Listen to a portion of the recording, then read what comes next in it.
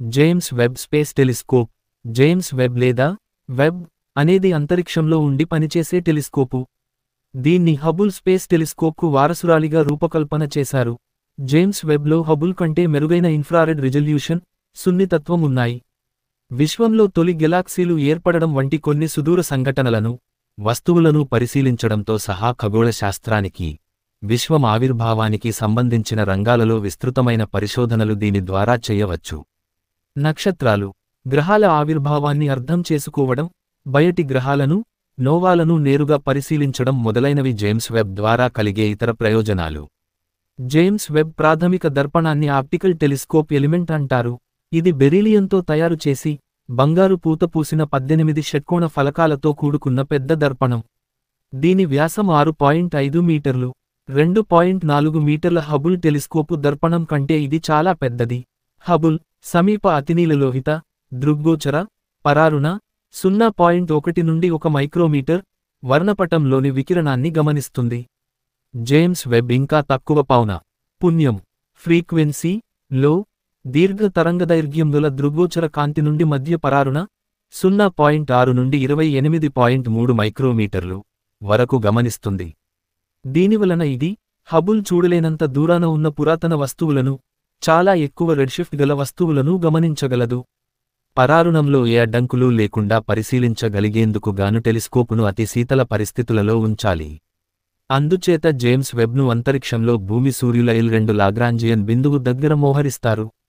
Silicon, aluminium, పూత పూసిన కాప్టన్ లతో చేసిన పెద్ద సౌరకవచం దర్పణాన్ని, పరికరాలను 220 డిగ్రీల సెల్సియస్ వద్ద చల్లగా ఉంచుతుంది. జేమ్స్ వెబ్ను NASA, European space agency, Canadian space ఏజెన్సీల సహకారంతో అభివృద్ధి చేస్తోంది. 1961 నుండి 1968 వరకు నాసాకు అధినేతగా ఉన్న జేమ్స్ వెబ్ పేరిట దీనికి ఈ పేరు పెట్టారు. అతడు అపోలో కార్యక్రమంలో పనిచేశాడు. 2007లో అంతరిక్షంలోకి పంపించాలనే లక్ష్యంతో 1996లో వెబ్ అభివృద్ధి మొదలుపెట్టారు. కాని ఈ ప్రాజెక్టులో చాలా జాప్యం జరిగింది, వ్యయం పెరిగింది. 2005లో దీని రూపకల్పనలో పెద్ద మార్పులు చేశారు. ఎట్టకేలకు 2016 అంతానికి JWST నిర్మాణం పూర్తయింది. తరువాత విస్తృతమైన పరీక్షల దశ మొదలైంది. 2018 మార్చిలో మోహరింపు పరీక్ష చేసే సమయంలో టెలిస్కోపు సౌరకవచం చినిగిపోవడంతో ప్రయోగం ఆలస్యమైంది. 2018 జూన్లో ఓ స్వతంత్ర సమీక్షా మండలి చేసిన సిఫారసులకు అనుగుణంగా ప్రయోగాన్ని మళ్లీ వాయిదా వేశారు. ప్రస్తుతం 2021 మార్చిలో ప్రయోగం చెయ్యాలని ప్రణాళిక వేశారు. టెలిస్కోపు తయారీలో ప్రధాన కాంట్రాక్టరు నార్థ్రోప్ గ్రూమ్మన్. JWST ద్రవ్యరాశి హబుల్ స్పేస్ టెలిస్కోప్ ద్రవ్యరాశిలో సగం ఉంటుంది. అయితే దాని ప్రాథమిక దర్పణం 6.5 మీటర్ల వ్యాసం గల బంగారు పూత పూసిన బెరిలియం దర్పణం. 5 రెట్లు పెద్దది. విస్తీర్ణం 25 మీటర్లు 2 వర్సెస్ 4.5 మీటర్లు 2. JWST సమీప ఇన్ఫ్రారెడ్, నారింజ, ఎరుపు దృగ్గోచర కాంతి, మధ్య పరారుణ కాంతి శ్రేణుల్లో పనిచేస్తుంది. 3 ప్రధాన కారణాల వల్ల ఇది మిడ్ ఇన్ఫ్రారెడ్లో పనిచేసేలా రూపొందించారు.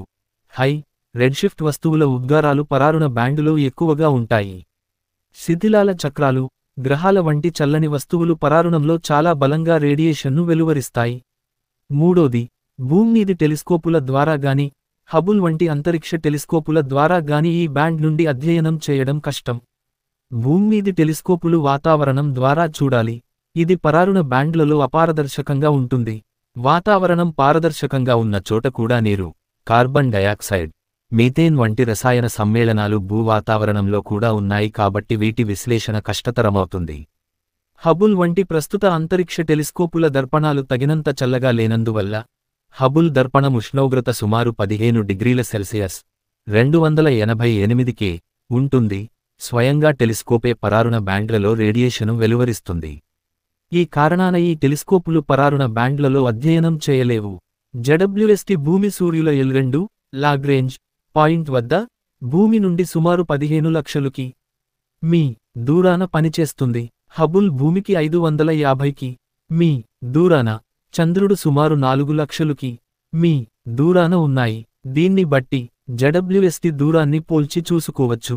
భూమి నుండి ఇంత దూరాన ఉండడం వలన JWSTలో మరమ్మతులు గాని, హార్డ్వేరును అప్గ్రేడ్ చెయ్యడం వంటివి గాని అసాధ్యం. ఈ బిందువుకు సమీపంలో ఉన్న వస్తువులు సూర్యుడితోటి భూమితోటి సమస్థితిలో ఉంటాయి. అందుచేత టెలిస్కోపు సుమారు స్థిరమైన దూరంలో ఉండటానికి వీలు కలుగుతుంది. సూర్యుడు, భూమిల వేడి, కాంతి నుండి రక్షణగా ఒక కవచాన్ని ఉపయోగిస్తుంది. దీనివలన జడబ్ల్యూఎస్టీ ఉష్ణోగ్రత 220°C కంటే తక్కువగా ఉంటుంది. పరారుణ పరిశీలనలకు ఇంతటి స్వల్ప ఉష్ణోగ్రత ఆవశ్యకం. సౌర కవచపు టెస్ట్ యూనిట్ 2014లో కాలిఫోర్నియాలోని నార్థ్రోప్ గ్రుమ్మన్ వద్ద కవచాన్ని పేర్చి, విస్తరించి పరీక్షించారు. పరారుణ వర్ణపటంలో పరిశీలనలు చెయ్యాలంటే జేమ్స్ వెబ్ చాలా చల్లగా ఉండాలి. ఉష్ణోగ్రత 50K, తీసివేత చిహ్నం 220°C, తీసివేత చిహ్నం 370°F లోపు. లేకపోతే స్వయంగా టెలిస్కోపు నుండే వెలువడే పరారుణ వికిరణం దాని పరికరాలను ముంచెత్తుతుంది. అందువల్ల సూర్యుడు, భూమి, చంద్రుల నుండి కాంతిని, వేడిని నిరోధించడానికి జేమ్స్ వెబ్ ఒక పెద్ద సౌర కవచాన్ని ఉపయోగిస్తుంది. భూమి సూర్యుల వ్యవస్థలోని L2 బిందువు వద్ద ఉండే టెలిస్కోపు స్థానం. పై 3 ఖగోళ వస్తువులు ఎల్లవేళలా అంతరిక్ష నౌకకు ఒకే వైపు ఉండేలా చూస్తుంది. L2 చుట్టూ ఉన్న దాని హేలో కక్ష్య భూమి, చంద్రుల నీడ టెలిస్కోపుపై పడకుండా నివారిస్తుంది. కవచానికి చీకటి వైపున ఉండే పరికరాలన్నీ ఒక స్థిరమైన ఉష్ణోగ్రతలో ఉండేలా చూస్తుంది. ప్రాథమిక దర్పణంలోని విభాగాలన్నీ ఖచ్చితమైన అమరికలో ఉండేలా చూడడానికి ఇది కీలకం. 5 పొరల సౌర కవచాన్ని పాలియమైడ్ ఫిల్ముతో తయారు చేశారు. పొరలకు ఒక వైపు అల్యూమినియం, రెండో వైపు సిలికాన్ పూత పూస్తారు. ఈ పొరలను పరీక్షించే సమయంలో ప్రమాదవశాత్తు ఈ సున్నితమైన పొరలు చినిగిపోయాయి. ప్రాజెక్టు ఆలస్యం కావడానికి ఇది కూడా ఒక కారణం. ఈ కవచం ఏరియన్ 5 రాకెట్లో పట్టేలా 12 మడతలు వేసే విధంగా రూపొందించారు. 4.57 మీటర్లు బై 16.19 మీటర్లు కొలతలతో ఉంటే రాకెట్టు పేలోడ్ ఫెయిరింగులో ఇది ఇముడుతుంది. L2 బిందువు వద్ద కక్ష్యలో మోహరించిన తర్వాత కవచపు మడతలను విడదీస్తారు. అప్పుడు దీని కొలతలు 21.197 మీటర్లు బై 14.162 మీటర్లు గా ఉంటాయి. కాలిఫోర్నియాలోని రెడోండో బీచ్లోని నార్థ్రోప్ గ్రుమ్మన్కు పంపించే ముందు అలబామాలోని హంట్స్విల్లేలోని మ్యాన్టెక్, నెక్సోల్ వద్ద కవచాన్ని పరీక్షించారు. దర్పణాలు 2016 మేలో గొడ్డార్డ్ స్పేస్ ఫ్లైట్ సెంటర్లో ప్రధాన అద్దాన్ని బిగించి చూశారు. జేమ్స్ వెబ్లో 4 దర్పణాలున్నాయి. ప్రాథమిక దర్పణం 6.5 మీటర్ల వ్యాసం కలిగి, బంగారు పూత పూసిన బెరిలియం అద్దం. దీని విస్తీర్ణం 25 మీటర్లు 2. ప్రస్తుతం ఉన్న అంతరిక్ష ప్రయోగ వాహనాలలో ఇది పట్టదు. అందుచేత దర్పణాన్ని 18 షట్కోణ విభాగాలతో తయారు చేశారు. రాకెట్టులో ఉండగా ఈ దర్పణాన్ని 3 మడతలు వేసి పేలోడ్ ఫెయిరింగులో అమర్చుతారు. టెలిస్కోపును అంతరిక్షంలోకి ప్రవేశపెట్టిన తరువాత ఈ మడతలు విచ్చుకుని ఏక దర్పణంగా అమరుతాయి. విచ్చుకుంటుంది. చాలా ఖచ్చితమైన మైక్రో మోటార్లను ఉపయోగించి దర్పణం విభాగాలను అమర్చుతారు. ఈ ప్రారంభ కాన్ఫిగరేషను చేసిన తరువాత సరైన దృష్టిని నిలుపుకోవటానికి కొన్ని రోజుల పాటు అప్పుడప్పుడు నవీకరణలు అవసరమవుతాయి. కెక్ వంటి భూస్థిత టెలిస్కోపుల్లో గురుత్వాకర్షణ, వింగ్ లోడింగ్ల ప్రభావాలను అధిగమించడానికి క్రియాశీల ఆప్టిక్లను ఉపయోగించి దర్పణాల విభాగాలను నిరంతరం సర్దుబాటు చేస్తుంటారు. అయితే జేమ్స్ వెబ్ టెలిస్కోపులో 126 చిన్న మోటార్లు ఉపయోగించినప్పటికీ పర్యావరణ అవాంతరాలు లేకపోవడం వల్ల ఇది సాధ్యమైంది. జేమ్స్ వెబ్లో 3 దర్పణాలను వాడారు. ద్వితీయ, తృతీయ స్థాయిల్లో గోళాకార దర్పణాలను వాడినందున ఈ టెలిస్కోపు తీసే ఖగోళ చిత్రాలు దోషాల్లేకుండా ఉంటాయి. వీటికి తోడు దృశ్యాన్ని స్థిరీకరించేందుకు గాను ఒక ఫాస్ట్ స్టీరింగ్ దర్పణాన్ని కూడా ఏర్పస్తు చేశారు. టెలిస్కోపు చూసే కోణాన్ని సవరించడం కోసం సెకండుకు అనేకసార్లు చలించే సామర్థ్యం దీనికి ఉంది. దర్పణాలు చేసే ముఖ్య కాంట్రాక్టరు బాల్ ఏరోస్పేస్ మరియు టెక్నాలజీస్ కార్ప్. ప్రాథమిక దర్పణంలోని 18 ముక్కలు, ద్వితీయ, తృతీయ, ఫైన్ స్టీరింగ్ దర్పణాల తయారీ, పాలిషింగు చేశాక వాటిని అసెంబ్లింగు చేశారు. ప్రాథమిక దర్పణంలోని చివరి భాగాన్ని 2016 ఫిబ్రవరి 3న అమర్చారు. రెండవ దర్పణపు అమరిక 2016 మార్చి 3న పూర్తయింది. శాస్త్రీయ పరికరాలు, integrated science instrument module ISIM, Webb టెలిస్కోపుకు విద్యుత్ శక్తి, కంప్యూటింగ్ వనరులు, శీతలీకరణ సామర్థ్యం, వెబ్ టెలిస్కోప్కు నిర్మాణ స్థిరత్వాన్ని అందించే ఫ్రేమ్వర్కు. దీన్ని గ్రాఫైట్ ఎపోక్సీ మిశ్రమంతో తయారు చేశారు. ISIMలో 4 సైన్సు పరికరాలు, ఒక గైడ్ కెమెరా ఉన్నాయి. NIRCam, నియర్ ఇన్ఫ్రారెడ్ కెమెరా అనేది పరారుణ ఇమేజర్. ఇది దృగ్గోచర స్పెక్ట్రం 0.6 మైక్రోమీటర్లు, అంచు నుండి సమీప పరారుణ 5 మైక్రోమీటర్లు వరకు చూస్తుంది. ఇది అబ్జర్వేటరీకి వెబ్ఫ్రంట్ సెన్సార్గా కూడా ఉపయోగపడుతుంది. అరిజోనా విశ్వవిద్యాలయ బృందం లాక్హీడ్ మార్టిన్ పారిశ్రామిక భాగస్వామ్యంతో దీన్ని నిర్మించారు. ఎన్ఐఆర్స్పిక్, నియర్ ఇన్ఫ్రారెడ్ స్పెక్ట్రోగ్రాఫ్, పై తరంగదైర్ఘ్యం పరిధిలోనే స్పెక్ట్రోస్కోపీ చేస్తుంది. యూరోపియన్ స్పేస్ ఏజెన్సీ STECలో నెదర్లాండ్స్ దీన్ని నిర్మించారు. అభివృద్ధి బృందంలో Airbus defence and space, Ottobrunn, జర్మనీలోని ఫ్రీడ్రిచ్హాఫెన్, గొడ్డార్డ్ స్పేస్ ఫ్లైట్ సెంటర్లు ఉన్నాయి. మిడ్ ఇన్ఫ్రారెడ్ ఇన్స్ట్రుమెంట్ 5 నుండి 27 మైక్రోమీటర్ల వరకు మధ్య ఉన్న దీర్ఘ పరారుణ తరంగదైర్ఘ్యం పరిధిని కొలుస్తుంది. ఇందులో mid infrared camera, imaging spectrometer రెండూ ఉన్నాయి.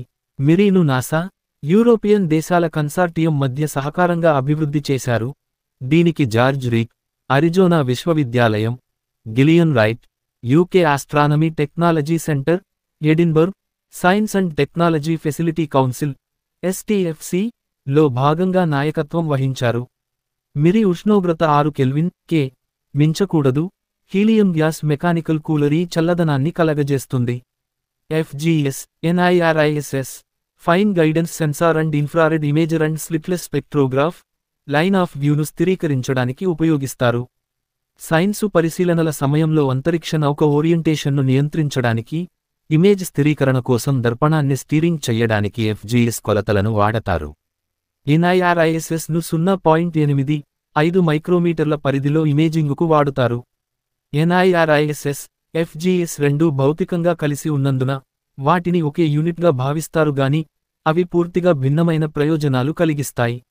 ఒకటి శాస్త్రీయ పరికరం కాగా, రెండోది అబ్జర్వేటరీని నడిపే మౌలిక సదుపాయాలలో భాగం. NIRCam, NIRSPIC, FGS, NIRISS మాడ్యూళ్లలో వాడే పరారుణ డిటెక్టర్లను టెలిడైన్ ఇమేజింగ్ సెన్సార్స్, గతంలో రాక్వెల్ సైంటిఫిక్ కంపెనీ తయారు చేసింది.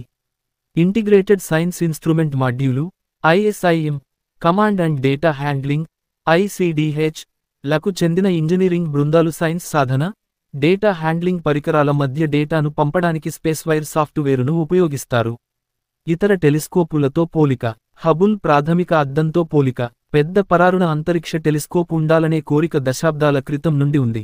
అమెరికాలో స్పేస్ షటిల్ను అభివృద్ధి చేస్తూ ఉన్న సమయంలో షటిల్ ఇన్ఫ్రారెడ్ టెలిస్కోప్ ఫెసిలిటీని ప్లాన్ చేశారు. ఇన్ఫ్రారెడ్ ఖగోళ శాస్త్ర అవసరాన్ని కూడా అదే సమయంలో గుర్తించారు. భూస్థిత టెలిస్కోపులతో పోలిస్తే అంతరిక్ష అబ్జర్వేటరీలకు పరారుణ కాంతిని పీల్చేసుకునే వాతావరణం అడ్డం ఉండదు. దీంతో ఖగోళ శాస్త్రవేత్తలకు ఆకాశాన్ని కొత్తగా చూసేందుకు అవకాశం వచ్చింది. వారికి కొత్త ఆకాశం పరిచయమైంది. అయితే పరారుణ టెలిస్కోపులకు ఒక ప్రతికూలత ఉంది. అవి చాలా చల్లగా ఉండాలి. పరారుణ తరంగదైర్ఘ్యం ఎంత ఎక్కువ ఉంటే అవి అంత చల్లగా ఉండాలి. లేకపోతే స్వయంగా పరికరంలోనే ఉన్న వేడే డిటెక్టర్లను ముంచెత్తి తప్పుడు పరిశీలనలు వస్తాయి. అంతరిక్ష నౌక రూపకల్పన చేసేటప్పుడే ద్రవ హీలియం వంటి చాలా చల్లటి పదార్థం గల డీవార్, అతి శీతల పదార్థాలను ఉంచే పాత్రలు లో టెలిస్కోపును ఉంచడం వంటి పద్ధతుల ద్వారా దీనిని అధిగమించవచ్చు. దీని అర్థం పరారుణ టెలిస్కోపు ఆయుర్దాయం దాని శీతలీకరణి ఆయుర్దాయంపై ఆధారపడి ఉంటుంది. ఇది తక్కువలో తక్కువగా కొన్ని నెలల నుండి బహుశా కొన్ని సంవత్సరాల వరకు ఉండవచ్చు. స్పిట్జర్, NEOWISE వంటి టెలిస్కోపుల విషయంలో అంతరిక్ష నౌక రూపకల్పనలోనే చేసిన ఏర్పాట్ల వలన శీతలకరణి అవసరం లేకుండానే తగినంత తక్కువ ఉష్ణోగ్రతలో ఉంచడం సాధ్యపడింది. మరొక ఉదాహరణ హబుల్లోని NICEMOS పరికరం. ఇది ఘన నత్రజని మంచును ఉపయోగిస్తూ పని మొదలుపెట్టింది. 2 ఏళ్ల తరువాత అది కరిగిపోవడంతో దాని స్థానంలో నిరంతరం పనిచేసే క్రయోకూలరును ఏర్పాటు చేశారు. జేమ్స్ వెబ్ స్పేస్ టెలిస్కోపును డీవార్ అనేది లేకుండానే చల్లబరచుకునేలా రూపొందించారు. సన్ షీల్డ్, రేడియేటర్లతో పాటు క్రయోకూలరును కూడా ఇది ఉపయోగిస్తుంది. ఈ టెలిస్కోపు ప్రాజెక్టులో జరిగిన ఆలస్యం, వ్యయ పెరుగుదల మొదలైనవి హబుల్ స్పేస్ టెలిస్కోపు ప్రాజెక్టులోనూ జరిగాయి. 1972లో హబుల్ లాంఛనంగా ప్రారంభమైనప్పుడు దాని అభివృద్ధి వ్యయం $30 కోట్ల అవుతుందని ఆనాటి విలువలో అంచనా వేశారు. కానీ 1990లో దానిని కక్ష్యలోకి పంపించే సమయానికి ఖర్చు దానికి 4 రెట్లయింది. దానికి తోడు కొత్త పరికరాలు, నిర్వహణ పనులతో కలిపి 2006 నాటికి మొత్తం ఖర్చు $900 కోట్ల చేరింది. గతంలో తలపెట్టిన ఇతర అబ్జర్వేటరీలు కొన్ని: terrestrial planet finder 2011, space interferometry mission 2010, international x ray observatory 2011, Maxim microarcsecond x ray imaging mission, SAFIR single aperture far infrared observatory, SUVO, space ultraviolet visible observatory, SPECS, submillimetre probe of the evolution of cosmic structure వంటి వాటిని ఇప్పటికే రద్దు చేయడమో, ప్రస్తుతానికి ఆపేయడమో చేశారు. James Webb మాత్రం ప్రగతి సాధించింది. అంతరిక్షస్థిత టెలిస్కోపులు, వాటి పరికరాలు, మ్యూయిమ్ అంటే మైక్రోమీటరు, మిల్లీమీటరులో 1000 వంతు. పేరు సంవత్సరం తరంగ దైర్ఘ్యం అపర్చరు శీతలీకరణ పద్ధతి. మానవ నేత్రం 2 లక్షల సంవత్సరాల క్రితం 0.39 నుండి 0.75 మైక్రోమీటర్లు 0.007 మీటర్లు. పాసివ్ ఐఆర్టీ 1985 జూలై 1 118 మ్యూయిమ్ 0.15 మీటర్లు. హీలియం ఐసో 1995 మే 2 240 మ్యూయిమ్ 0.60 మీటర్లు. హీలియం హబుల్ STIS 1997 0.115 నుండి 1.03 మైక్రోమీటర్లు 2.4 మీటర్లు. పాసివ్ హబుల్ ICEMOS 1997 0.8 నుండి 2.4 మైక్రోమీటర్లు 2.4 మీటర్లు. తొలుత నైట్రోజన్, తరువాత క్రయోకూలర్, స్పిట్జర్ 2003 3.180 మ్యూయిమ్ 0.85 మీటర్లు. హీలియం హబుల్ WFC 3 2009 0.2 నుండి 1.7 మైక్రోమీటర్లు 2.4 మీటర్లు. Passive plus thermo electric Herschel 2009 55 మ్యూయిమ్ 3.5 మీటర్లు. హీలియం JWST ప్రణాళికలో ఉంది 0.6 నుండి 28.5 మైక్రోమీటర్లు 6.5 మీటర్లు. Passive plus cryocooler. మీరి చరిత్ర, అభివృద్ధి, నిర్మాణం, ముఖ్యమైన మైలురాళ్లు. ఇయర్ ఈవెంట్స్ 1996 NGST మొదలు, 2002 JWST 8 నుండి 6 వరకు, 2004 నెక్సస్ రద్దు చేశారు, 2007 ISA, నాసా మౌ, 2010 MCDR ఉత్తీర్ణత, 2011 ప్రతిపాదిత రద్దు, 2021 ప్రయోగ ప్రతిపాదన. 1996లో next generation space telescope NGST అనే పేరుతో జేమ్స్ వెబ్ ప్రాజెక్టు మొదలైంది. 2002లో నాసా రెండవ నిర్వాహకుడు 1961 1968 అపోలో కార్యక్రమంలో కీలక పాత్ర పోషించిన జేమ్స్ వెబ్ 1906 1992 పేరిట దీని పేరును మార్చారు. ఇది European space agency, Canadian space ఏజెన్సీల సహకారంతో నాసా చేపట్టిన ప్రాజెక్టు. 1990ల మధ్యలో వేగవంతమైన, మంచి, చౌకైన వంటి భావాలు రాజ్యమేలుతున్న కాలంలో నాసా నాయకులు తక్కువ ఖర్చుతో కూడిన అంతరిక్ష టెలిస్కోపు తయారీ కోసం ముందుకు వచ్చారు. దీని ఫలితంగానే 8 మీటర్ల ఎపర్చర్తో L2 బిందువు వద్ద పనిచేసే $510 లక్షల ఖర్చు కాగల NGST కాన్సెప్టు రూపుదిద్దుకుంది. 1997లో దీని సాంకేతిక అవసరాలు, వ్యయ అధ్యయనాలను నిర్వహించడానికి Goddard space flight centre, Ball Aerospace, TRWలు కలిసి పనిచేశాయి. 1999లో లాక్హీడ్ మార్టిన్ TRWలను ప్రాథమిక అధ్యయనాల కోసం ఎంపిక చేసింది. ఆ సమయంలో లాంచి 2007లో జరిపేందుకు ప్రణాళిక చేశారు.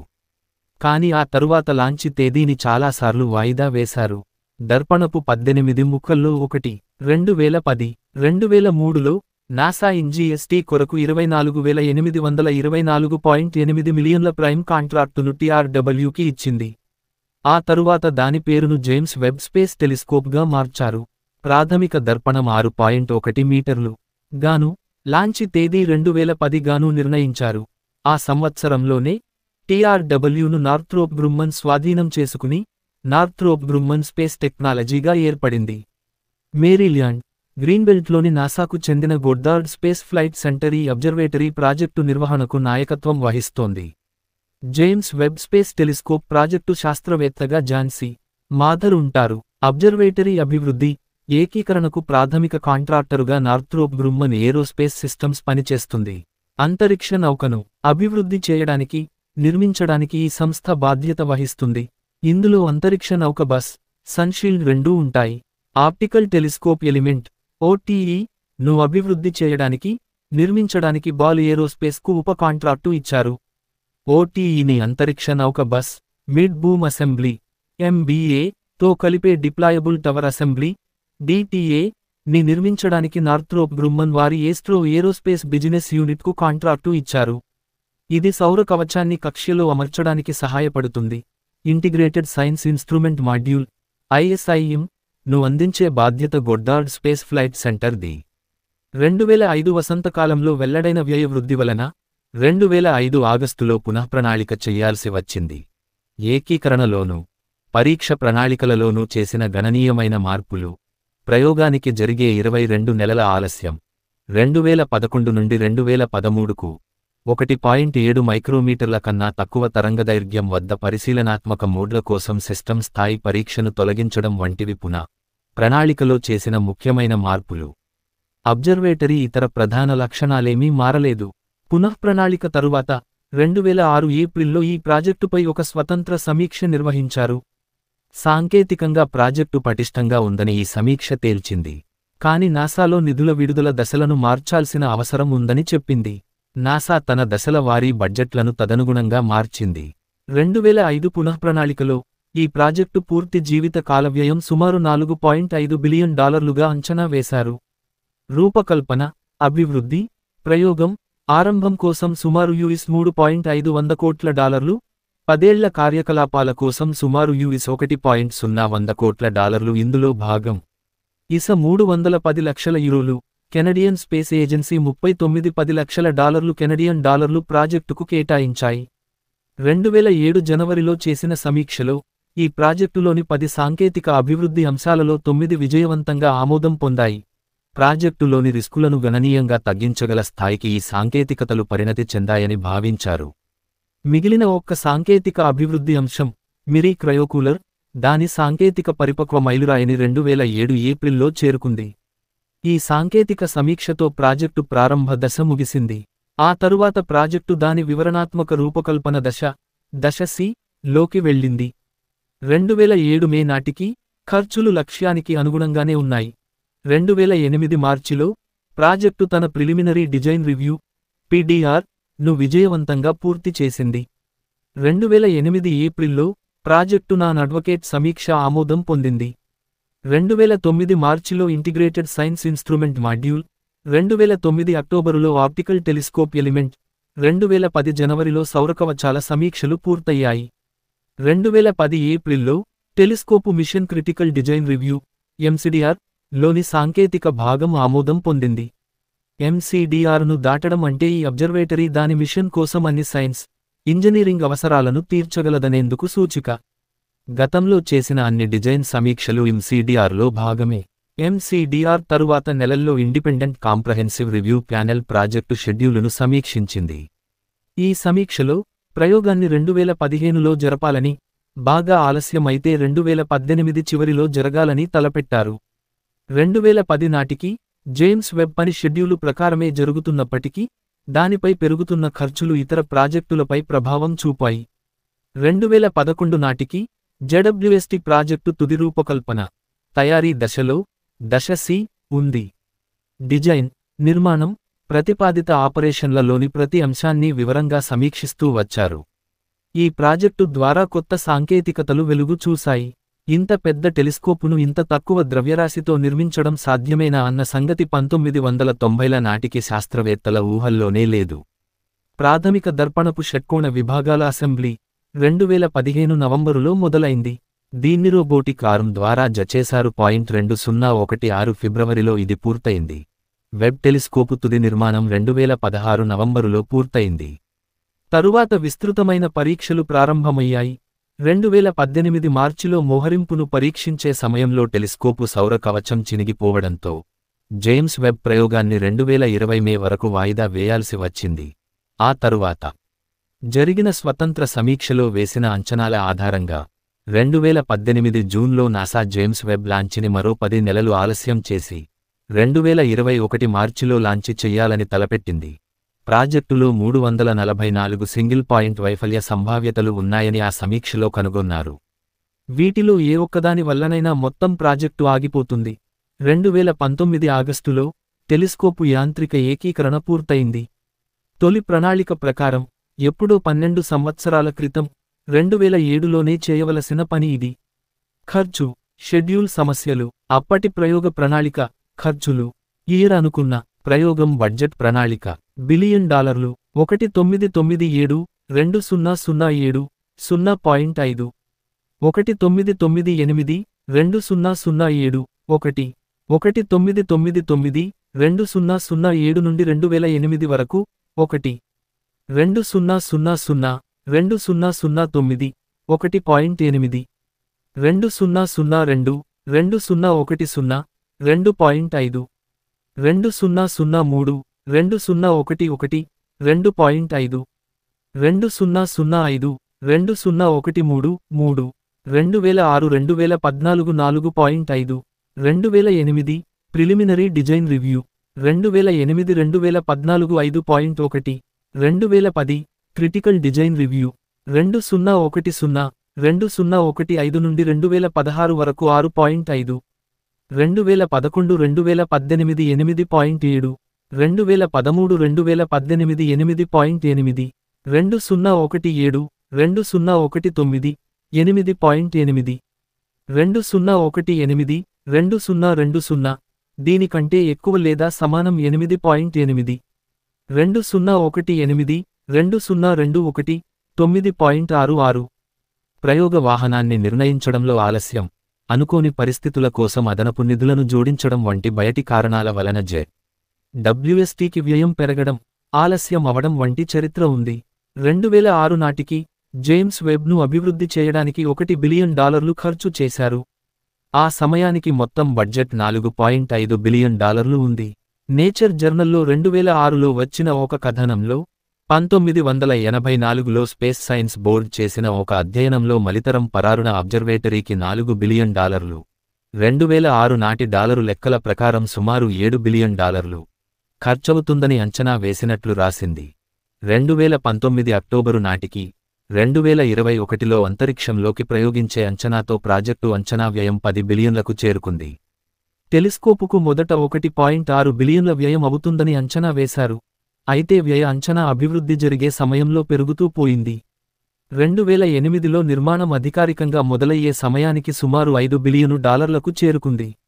2010 వేసవిలో మిషన్ క్రిటికల్ డిజైన్ రివ్యూలో అన్ని సాంకేతిక విషయాలలోనూ అద్భుతమైన గ్రేడ్లతో ఆమోదం పొందింది. అయితే ఆ సమయంలో షెడ్యూలు, ఖర్చులు చెయ్యిదాటిపోతున్న నేపథ్యంలో మేరీల్యాండ్ సెనేటర్ బార్బరా మికుల్స్కీ ప్రాజెక్టుపై స్వతంత్ర సమీక్ష జరపాలని కోరింది. కాసాని, జేపీఎల్ అధ్యక్షతన ఏర్పాటైన స్వతంత్ర సమగ్ర సమీక్షా మండలి టెలిస్కోపు లాంచి 2015 చివరిలో జరిగే అవకాశం ఉందని, అప్పటికి ఖర్చు అదనంగా $1.5 బిలియన్లు అవుతుందని, మొత్తం $6.5 కోట్ల తేల్చింది. దీనికి 2011, 2012 ఆర్థిక సంవత్సరాలలో అదనపు నిధులు అవసరమవుతాయని, ప్రయోగ తేదీ వాయిదా పడితే మరింత ఖర్చుకు దారితీస్తుందని కూడా వారు సూచించారు. 2011 జూలై 6న అమెరికా హౌస్ ఆఫ్ రిప్రజెంటేటివ్స్ కేటాయింపుల కమిటీ జేమ్స్ వెబ్ ప్రాజెక్టును రద్దు చేయడానికి ప్రతిపాదించి 2012 సంవత్సరపు నాసా బడ్జెట్ నుండి $1.9 బిలియన్లను కోసేసింది. దీనిలో 4వ వంతు JWSTది, అప్పటికే $3 బిలియన్లు ఖర్చు చేశారు. దానికి అవసరమైన హార్డ్వేరులో 75% ఆసరికే ఉత్పత్తిలో ఉంది. ఈ బడ్జెట్ ప్రతిపాదనను మరుసటి రోజు ఉప కమిటీ ఆమోదించింది. ఈ ప్రాజెక్టు అనుకున్న బడ్జెట్టు కంటే బిలియన్ల డాలర్లు ఎక్కువగా ఉంది, ప్రాజెక్టు నిర్వహణ పేలవంగా ఉంది అని కమిటీ ఆరోపించింది. దీనికి స్పందనగా అమెరికన్ ఆస్ట్రోనామికల్ సొసైటీ జేమ్స్ వెబ్కి మద్దతుగా ఒక ప్రకటన విడుదల చేసింది. మేరీల్యాండ్ సెనేటర్ బార్బరా మికుల్స్కి కూడా ప్రాజెక్టుకు మద్దతు ఇచ్చింది. జేమ్స్ వెబ్కి మద్దతుగా అనేక సంపాదకీయాలు కూడా 2011లో అంతర్జాతీయ పత్రికలలో వచ్చాయి. 2011 నవంబరులో JWSTని రద్దు చేయాలనే ప్రతిపాదనను కాంగ్రెస్ తిరస్కరించింది. బదులుగా ఈ ప్రాజెక్టును $8 బిలియన్ పూర్తి చేయాలని చెప్తూ అదనపు నిధులపై పరిమితి విధించింది. వెబ్ టెలిస్కోపుపై పెరుగుతున్న ఖర్చులపైన, షెడ్యూల్లో జరుగుతున్న ఆలస్యంపైన కొంతమంది శాస్త్రవేత్తలు ఆందోళన వ్యక్తం చేశారు. అసలే అరకొరగా ఉన్న బడ్జెట్టు కోసం పోటీపడడం ద్వారా ఇది ఇతర అంతరిక్ష శాస్త్ర కార్యక్రమాలకు నిధులను అందనీయడం లేదు. ఉన్న బడ్జెటును మింగేస్తూ ఇతర పరిశోధనల నుండి నిధులను మళ్లిస్తున్నందున 2010లో నేచర్ పత్రిక జేమ్స్ వెబ్ను ఖగోళ శాస్త్రాన్ని మింగేస్తున్న టెలిస్కోపుగా అభివర్ణించింది. ఇలాంటి ప్రాజెక్టు అభివృద్ధికి ఎంత ఖర్చవుతుందో అంచనాలు వేయడం కష్టం. ప్రారంభంలో వ్యయం పెరుగుదలకు ఇది ఒక కారణం. ప్రారంభ అభివృద్ధి మైలురాళ్లు సాధించినప్పుడు బడ్జెట్ అంచనా సామర్థ్యం కొంత మెరుగుపడింది.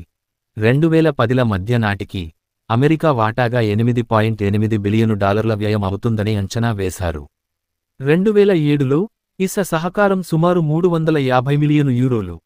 ప్రాజెక్టు పూర్తయ్యేనాటికి విస్తరించిన కార్యకలాపాలతో సహా మొత్తం ఖర్చు $10 బిలియను పైగా ఉంటుందని అంచనా వేశారు. 2018 మార్చి 27న నాసా అధికారులు జెడ్డబ్ల్యూఎస్టీ ప్రయోగాన్ని 2020 మేలో గానీ ఆ తరువాత గానీ జరుపుతామని ప్రకటించారు. ప్రాజెక్టు ఖర్చులు $8.8 బిలియన్లను మించవచ్చని కూడా అంగీకరించారు. తాజా ఆలస్యాన్ని ప్రకటించిన మార్చి 27 నాటి పత్రికా ప్రకటనలో ఇసతో చర్చించి కొత్త ప్రయోగ విండో నిర్ణయించిన తర్వాత సవరించిన వ్యయ అంచనాను విడుదల చేస్తామని నాసా తెలిపింది. ఈ వ్యయ అంచనా 2011లో కాంగ్రెస్ నిర్ణయించిన $8 బిలియన్ల పరిమితిని మించి ఉంటే నాసా తిరిగి శాసనసభ ఆమోదం పొందాల్సి ఉంటుంది. 2019 ఫిబ్రవరిలో వ్యయవృద్ధిపై విమర్శలు వ్యక్తం చేస్తూనే కాంగ్రెస్ ఖర్చు పరిమితిని $800 మిలియన్లు పెంచింది. 2019 అక్టోబరులో ఈ ప్రాజెక్టు కోసం మొత్తం వ్యయ అంచనా $10 బిలియను చేరుకుంది. భాగస్వామ్యం 1996 నుండి NASA, European science agency (ESA), Canadian science agency (CSL) telescope కార్యక్రమంలో సహకరించుకుంటున్నాయి. నిర్మాణం ప్రయోగంలో ఈఎస్ఏ పాల్గొనడాన్ని 2003లో దాని సభ్యులు ఆమోదించారు. 2007లో ఈఎస్ఏ, నాసాల మధ్య ఒక ఒప్పందం కుదిరింది. కార్యక్రమంలో పూర్తి భాగస్వామ్యం, ప్రాతినిధ్యం, దాని ఖగోళ శాస్త్రవేత్తలకు అబ్జర్వేటరీకి సమయం కేటాయింపుకు ప్రతిగా ఈఎస్ఏఐన్ఐఆర్స్పిక్ పరికరం, మిరీ పరికరంలోని ఆప్టికల్ బెంచ్ అసెంబ్లీ, టెలిస్కోపును అంతరిక్షంలోకి పంపించేందుకు ఏరియన్ 5 ఏకా రాకెట్టు, కార్యక్రమంలో పనిచేసేందుకు మానవశక్తిని అందిస్తోంది. సిఎస్ఎఫ్ఐన్ guidance sensor, near infrared imager slitless స్పెక్ట్రోగ్రాఫ్లతో పాటు మానవ వనరులను కూడా అందిస్తుంది. పాల్గొనే దేశాలు ఆస్ట్రియా, బెల్జియం, కెనడా, చెక్ Republic, Denmark, Finland, France, Germany, Greece, Ireland, Italy, Luxembourg, Netherlands, Norway, Portugal, Spain, Sweden, Switzerland, United Kingdom, United States. Mission James వెబ్కి 4 ముఖ్యమైన లక్ష్యాలున్నాయి. బిగ్ బ్యాంగ్ తరువాత ఏర్పడ్డ తొట్టులి నక్షత్రాలు, గాలక్సీల నుండి వెలువడ్డ కాంతి కోసం వెతకడం, గెలాక్సీల నిర్మాణం, పరిణామాలను అధ్యయనం చెయ్యడం, నక్షత్ర, గ్రహ వ్యవస్థల ఏర్పాటు అధ్యయనం, జీవావిర్భావాన్ని అధ్యయనం చెయ్యడం ఇతర లక్ష్యాలు. ఈ లక్ష్యాలను సమర్థవంతంగా సాధించాలంటే కంటికి కనిపించే కాంతిని కాకుండా సమీప పరారుణ కాంతిని పరిశీలించాలి. ఈ కారణంగా జేమ్స్ వెబ్ సాధనాలు హబుల్ టెలిస్కోప్ లాగా కంటికి కనిపించే కాంతిని లేదా అతినీలలోహిత కాంతిని కొలవదు, పరారుణ కిరణాలను పరిశీలిస్తుంది. జేమ్స్ వెబ్ 0.6 ఆరెంజ్ లైట్ నుండి 28 మైక్రోమీటర్ల వరకు ఉండే తరంగదైర్ఘ్యాలను 100 కె, తీసివేత చిహ్నం 170 డిగ్రీల సెల్సియస్, తీసివేత చిహ్నం 280 డిగ్రీల ఫారెన్హీట్, ఇది సమర్థంగా పరిశీలిస్తుంది. ప్రయోగం మిషన్ కాలం జేమ్స్ వెబ్ను 2021 మార్చి 30న ఫ్రెంచ్ గయానా నుండి ఏరియాన్ 5 రాకెట్పై ప్రయోగించాలని 2019 అక్టోబరు నాటి ప్రణాళిక. ఒక అడాప్టర్ రింగుతో అబ్జర్వేటరీని అరియాన్ 5 రాకెట్కు బిగిస్తారు. భవిష్యత్తులో దీన్ని మోహరించేటప్పుడు ఇబ్బందులేమైనా ఎదురైతే వాటిని పరిష్కరించడానికి అంతరిక్ష నౌక అబ్జర్వేటరీని ఈ రింగు ద్వారానే పట్టుకుంటుంది. అయితే టెలిస్కోపులో మరమ్మతులేమైనా అవసరమైతే చేసే వీలులేదు. హబుల్ మాదిరిగా దీనిలోని పరికరాలను మార్చడం లాంటివి చేసే వీలులేదు. దీని ఆయుష్షు 5 ఏళ్లు, దాన్ని 10 సంవత్సరాల వరకు పొడిగించాలనే లక్ష్యం పెట్టుకున్నారు. L2 చుట్టూ J2ST తిరిగే హేలో కక్ష్య నుండి పక్కకు పోనీకుండా నిర్వహించడానికి ప్రొపెల్లెంట్ను ఉపయోగించాల్సిన అవసరం ఉంది. ఇది దాని జీవితకాలాన్ని పరిమితిస్తుంది. 10 ఏళ్లపాటు నిర్వహించడానికి సరిపడేంత ఇంధనాన్ని అందులో అమరుస్తున్నారు. ప్రణాళికాబద్ధమైన 5 ఏళ్ల సైన్స్ పరిశీలనలు 6 నెలల కమిషన్ దశ తర్వాత ప్రారంభమవుతాయి. L2 కక్ష్య మెటా స్థిరంగా మాత్రమే ఉంటుంది కాబట్టి టెలిస్కోపు కక్ష్యకు స్టేషన్ కీపింగ్ చెయ్యాల్సిన అవసరం ఉంది. లేదంటే అది ఈ కక్ష్య నుండి బయటికి పోతుంది. కక్ష్య జేమ్స్ వెబ్ ఖచ్చితంగా L2 బిందువు వద్దనే ఉండదు. ఆ బిందువు చుట్టూ ఒక హేలో కక్ష్యలో భ్రమిస్తూ ఉంటుంది. కారినా నిహారిక 2 చిత్రాలు, హబుల్ స్పేస్ టెలిస్కోప్ చూసే అతినీలలోహిత, దృగ్గోచర వీక్షణ, ఎగువ, పరారుణ వీక్షణ, దిగువ. రెండో చిత్రంలో చాలా ఎక్కువ నక్షత్రాలు కనిపిస్తాయి. జేమ్స్ వెబ్ భూమి నుండి 15 లక్షల కిలోమీటర్ల దూరంలోని భూమి సూర్యుల వ్యవస్థలోని రెండవ లాగ్రాంజ్ బిందువు L2 వద్ద సూర్యుడికి నేరుగా ఎదురుగా ఉంటుంది. సాధారణంగా సూర్యుని నుండి భూమి కంటే ఎక్కువ దూరంలో నున్న వస్తువుకు సూర్యుని చుట్టూ ప్రదక్షిణ చేసేందుకు 1 సంవత్సరం కన్నా ఎక్కువ సమయం పడుతుంది. అయితే L2 బిందువు దగ్గర ఉన్న వస్తువుపై భూమి, సూర్యుల గురుత్వాకర్షణ శక్తుల కారణంగా సూర్యుని చుట్టూ తిరిగేందుకు భూమికి పట్టే సమయమే దానికి కూడా పడుతుంది. జేమ్స్ వెబ్ L2 పాయింట్ చుట్టూ ఒక హేలో కక్ష్యలో ప్రదక్షిణ చేస్తుంది. ఈ కక్ష్య జ్యోతిశ్చక్రానికి ఎక్లిప్టిక్ కొంత కోణంలో వాలుగా ఉంటుంది. దీని వ్యాసార్థం 8 లక్షలు కి.మీ. ఉండి ఒక ప్రదక్షిణకు అర్ధ సంవత్సరం తీసుకుంటుంది. L2 అనేది గురుత్వాకర్షణ శక్తులు ఎటువైపునకు లాగని ఒక సమతౌల్య బిందువు కాబట్టి హేలో కక్ష్య అనేది మామూలు అర్థంలో కక్ష్య కాదు. అంతరిక్ష నౌక వాస్తవానికి సూర్యుని చుట్టూ కక్ష్యలో తిరుగుతూ ఉంటుంది. హేలో కక్ష్యను L2 పాయింట్ సమీపంలో జరిగే నియంత్రిత చలనంగా భావించవచ్చు. దీనికి కొంత స్టేషన్ కీపింగ్ అవసరం. ఇందుకోసం సంవత్సరానికి సుమారు 2 నుండి 4 మీ. సేథ్రస్తు అవసరమవుతుంది. మొత్తం స్టేషన్ కీపింగ్ బడ్జెట్ 150 మీటర్లు. అబ్జర్వేటరీ ప్రొపల్షన్ సిస్టంలో 2 సెట్ల థ్రస్టర్లు ఉంటాయి. పరారుణ ఖగోళ శాస్త్రం దృగ్గోచర కాంతిలో కనిపించని HUDFJD2 వంటి వస్తువులను పరారుణ పరిశీలనల్లో చూడవచ్చు. జేమ్స్ వెబ్ హబుల్ స్పేస్ టెలిస్కోపుకు HST-కు అధికారికంగా వారసురాలు. జేమ్స్ వెబ్ ప్రాథమికంగా పరారుణ కాంతిలో పరిశీలనలు చేస్తుంది కాబట్టి దీన్ని స్పిట్జర్ అంతరిక్ష టెలిస్కోపుకు కూడా వారసురాలేనని చెప్పవచ్చు. జేమ్స్ వెబ్ ఆ 2 టెలిస్కోపుల కంటే ఎక్కువ దూరం చూడగలుగుతుంది. వాటి కంటే చాలా పురాతన నక్షత్రాలు, గెలాక్సీలను చూడగలదు. పరారుణంలో పరిశీలించడం అనేది దీనికి ముఖ్య కారణం. దీనికి కాస్మోలాజికల్ రెడ్షిఫ్ట్ ఒక కారణం కాగా, ఇది అస్పష్టమైన దుమ్ము, వాయువుల గుండా బాగా చొచ్చుకుపోవడం రెండో కారణం. మసగ్గా ఉండే, చల్లటి వస్తువులను పరిశీలించడానికి దీని వలన వీలు కలుగుతుంది. భూ వాతావరణంలోని నీటి ఆవిరి, కార్బన్ డయాక్సైడ్లు పరారుణాన్ని చాలా వరకు పీల్చేస్తాయి కాబట్టి భూస్థిత పరారుణ పరిశీలనలు చిన్న తరంగదైర్ఘ్యాలకే పరిమితంగా ఉందటాయి. పైపెచ్చు స్వయంగా భూవాతావరణం కూడా పరారుణం వికిరణాన్ని ప్రసరిస్తుంది. అంతరిక్షం నుండి వచ్చే వికిరణాన్ని ఇది మింగేస్తుంది. ఈ కారణాన పరారుణ పరిశీలనకు అంతరిక్ష టెలిస్కోపే ఉత్తమం. ఒక ఖగోళ వస్తువు ఎంత ఎక్కువ దూరంలో ఉంటే అంత తక్కువ వయసులో ఉన్నప్పటి దాని రూపాన్ని చూడవచ్చు. ఎందుకంటే దాని కాంతి పరిశీలకులను చేరుకోవడానికి ఎక్కువ సమయం పడుతుంది కాబట్టి. విశ్వం విస్తరిస్తోంది కాబట్టి కాంతి ప్రయాణిస్తున్నప్పుడు అది ఎరుపు రంగులోకి మారుతుంది. రెడ్ షిఫ్ట్ అంచేత చాలా దూరాల్లోని వస్తువులను పరారుణంలో చూడటం సులభం. జేమ్స్ వెబ్ పరారుణ సామర్థ్యం బిగ్ బ్యాంగ్ అనంతరం కొన్ని 10 కోట్ల సంవత్సరాల తరువాత ఏర్పడిన తొలి గెలాక్సీలను చూడటానికి వీలు కల్పిస్తుంది. కనిపించే కాంతిని చెదరగొట్టే విశ్వంలోని ధూళి దూసరిత ప్రాంతాల గుండా పరారుణ వికిరణం మరింత స్వేచ్ఛగా ప్రయాణిస్తుంది. కనిపించే స్పెక్ట్రంలో వాయువు, ధూళి ద్వారా అస్పష్టంగా కనబడే మోలిక్యులర్ మేఘాల, నక్షత్రాలు పుట్టిన పరమాణు మేఘాలు, గ్రహాలు ఏర్పడే చక్రాలు, కోట్లాది క్రియాశీల గెలాక్సీలు వంటి వస్తువులు, ప్రాంతాలను పరారుణంలో అధ్యయనం చేయడానికి వీలు కలుగుతుంది. ప్లాంక్ సూత్రం వివరించిన విధంగా సాపేక్షంగా చల్లని వస్తువులు ప్రధానంగా పరారుణంలో రేడియేషన్ను విడుదల చేస్తాయి. తత్ఫలితంగా నక్షత్రాల కంటే చల్లగా ఉండే చాలా వస్తువులను పరారుణంలో బాగా అధ్యయనం చేయవచ్చు. ఇందులో ఇంటర్స్టెల్లార్ మాధ్యమం, బ్రౌన్ మరుగుజ్జు నక్షత్రాలు, మన స్వంత సౌర వ్యవస్థ, ఇతర సౌర వ్యవస్థలలోని గ్రహాలు, తోకచుక్కలు, కైపర్ బెల్ట్ వస్తువులు ఉన్నాయి. వీటిని మిడ్ ఇన్ఫ్రారెడ్ ఇన్స్ట్రుమెంట్ (MIRI)తో గమనించవచ్చు. దీనికోసం అదనపు క్రయోకూలర్ అవసరం అవుతుంది. స్పిట్జర్, WMAP ప్రోబ్ల వంటి మిషన్లలో వచ్చిన ఫలితాలు జేమ్స్ వెబ్ ప్రాజెక్టును చేపట్టేందుకు దారితీశాయి. స్పిట్జర్ నక్షత్రాల చుట్టూ ఉన్న ధూళి చక్రాలను గమనించడంతో మిడ్ ఇన్ఫ్రారెడ్ ప్రాముఖ్యత వెలుగులోకి వచ్చింది. అలాగే WMAP ప్రోబ్ రెడ్షిఫ్ట్ 17 వద్ద విశ్వపు వెలుగును చూపించింది. ఇది మిడ్ ఇన్ఫ్రారెడ్ ప్రాముఖ్యతను మరింతగా నొక్కి చెప్పింది. ఈ 2 మిషన్లు 2000ల ప్రారంభంలో మొదలై జేమ్స్ వెబ్ అభివృద్ధిని ప్రభావితం చేశాయి. ప్రయోగించిన తర్వాత మోహరింపు ప్రయోగించిన అనంతరం దాదాపు 1 నెల తరువాత జేమ్స్ వెబ్ను L2 లాగ్రాంజియన్ పాయింట్ వద్ద ఒక హేలో కక్ష్యలోకి పంపించేందుకు పథాన్ని సరిదిద్దే క్రమాన్ని ప్రారంభిస్తారు. JWST ప్రయోగానంతరం మోహరింపు కాలక్రమం. JWST ప్రయోగానంతరం మోహరింపు కాలక్రమం, ఖగోళ పరిశీలనలకు సమయం కేటాయింపు, డైరెక్టర్స్ డిస్క్రెషనరీ ఎర్లీ రిలీజ్ సైన్సే DDERS కార్యక్రమం, గ్యారంటీడ్ టైమ్ అబ్జర్వేషన్స్ GTO కార్యక్రమం, జనరల్ అబ్జర్వర్స్, జియో కార్యక్రమాల ద్వారా జెడబ్ల్యూఎస్టీని వాడుకుని ఖగోళ పరిశీలన సమయాన్ని కేటాయిస్తారు.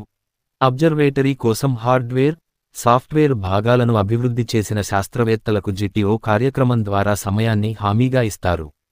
జియో కార్యక్రమం ద్వారా ఖగోళ శాస్త్రవేత్తలందరూ పరిశీలన సమయం కోసం దరఖాస్తు చేసుకోవచ్చు. హబుల్ స్పేస్ టెలిస్కోప్ కోసం వాడుతున్న ప్రతిపాదన సమీక్షా ప్రక్రియ మాదిరిగానే సమయం కేటాయింపు కమిటీ టిఎస్సి వారు పీర్ సమీక్ష ద్వారా జియో కార్యక్రమాలను ఎంపిక చేస్తారు. జెడబ్ల్యూఎస్టీ పరిశీలన సమయం అధిక సబ్స్క్రైబ్ అవుతుందని భావిస్తున్నారు. ఎర్లీ రిలీజ్ సైన్స్ కార్యక్రమం space telescope science institute director's discretionary early release science DDRS కార్యక్రమాలు 13ని ఎంపిక చేసినట్లు 2017 నవంబరులో ప్రకటించింది. దీనిని పోటీ ప్రతిపాదన ప్రక్రియ ద్వారా ఎంపిక చేశారు. జెడబ్ల్యూఎస్టీ ఆరంభ మోహరింపు కాలం ముగిసిన తరువాత మొదటి 5 నెలల్లో ఈ కార్యక్రమంలో పరిశీలనా సమయం కేటాయిస్తారు. సౌర వ్యవస్థ, ఎక్సోప్లానెట్స్, నక్షత్రాలు, నక్షత్రాల ఉద్భవం, సమీప, సుదూర గెలాక్సీలు, గురుత్వాకర్షణ లెన్సులు, క్వాసార్లతో సహా సైన్స్ విషయాల పరిశీలనల కోసం కేటాయించిన ఈ 13 కార్యక్రమాలకు మొత్తం 460 గంటల పరిశీలనా సమయం లభిస్తుంది. ప్రయోగం, ప్రక్షేపణ అనేక సంవత్సరాల ఆలస్యం తరువాత 2021 డిసెంబరు 25న సమన్వయ సార్వత్రిక కాలమానం ప్రకారం మధ్యాహ్నం 12 గంటల 20 నిమిషాలుకి జేమ్స్ వెబ్ టెలిస్కోపును ఏరియన్ VA256 వాహనం ద్వారా అంతరిక్షంలోకి విజయవంతంగా ప్రయోగించారు. తొలి చిత్రాలు వెబ్ నుండి వచ్చిన తొలి అధికారిక చిత్రం SMACSJ 023.3 అనే గాలక్సీ క్లస్టరు 2022 జూలై 11, 2022 జూలై 12న మొదటి పూర్తి రంగు చిత్రాలను, స్పెక్ట్రోస్కోపిక్ డేటాను విడుదల చేశారు. దీంతో వెబ్ అధికారికంగా తన సైన్స్ కార్యకలాపాలను మొదలుపెట్టినట్లయింది.